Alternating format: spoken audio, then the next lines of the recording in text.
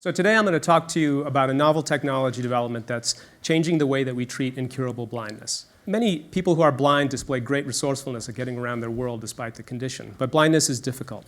And the technology that I'll be telling you about promises to help. Now, many forms of blindness come out originally in the retina. The retina is a thin sheet of neural tissue at the rear of the eye.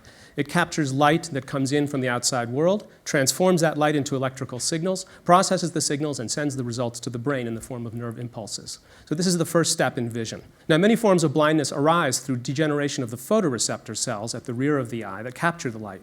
But cells that remain, cells that transmit the information to the brain typically remain. This gives us an opportunity to introduce a device that captures light, processes the signals, and electrically stimulates the remaining neurons, causing them to send artificial visual signals to the brain.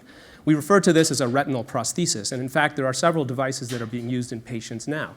Remarkably, these devices allow profoundly blind people to see flashes of light for the first time in a long time. Unfortunately, the vision that they restore is very crude and rudimentary, so it's much less useful than a cane or a guide dog. So the question is, how can we create retinal prostheses that deliver something more like normal vision?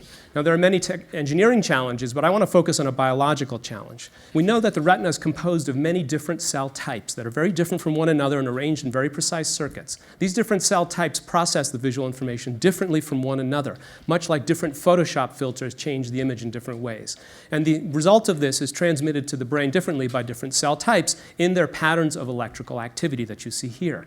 So the goal of a prosthesis is to reproduce these patterns of electrical activity. Unfortunately, the different cell types are not laid out neatly for us in these layers. Instead, they're all intermingled and mixed together.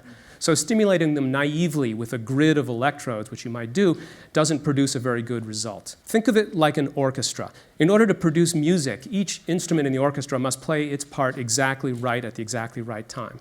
Retinal prostheses that exist today stimulate without regard to cell type. And this is a lot like a conductor failing to distinguish between the violin and the oboe and the drums. And the result is not so much music as noise. So how could we create more music in the retina? We do this in the lab by placing electrode arrays close to the neurons, electrically stimulating and recording. We record in order to understand the normal cell types that are there, what they are, and what their score normally is. We stimulate in order to see how well we can reproduce the patterns of activity. And this is exactly what we would need to do in a future device. Of course, it's a little bit complicated to do all this. We have to record simultaneously from many cells, which requires having hundreds of electrodes over about a square millimeter of tissue. The signals that we get out are themselves complex and mixed together from many different cells, so sifting out what are different players and what their different parts are is a complex process, and again, that would have to occur in a future device that we would create. Now, in the image you'll see next, we see a bunch of different nerve cells in the retina laid out spatially with nerve fiber bundles running over them. Identifying the different cell types, figuring out what their different scores are, and stimulating them without erroneously stimulating the nerve fiber bundles is a complex task. What you'll see overlaid is the array of electrodes that we use to electrically stimulate the cells and do this. In the simplest kind of experiment, we pass current through a single electrode and then observe the resultant activity. In this case, what you see is a single nerve cell firing a single nerve impulse, and that transmits down a single nerve fiber to the brain. This, in our metaphor, is a single instrument playing a single note.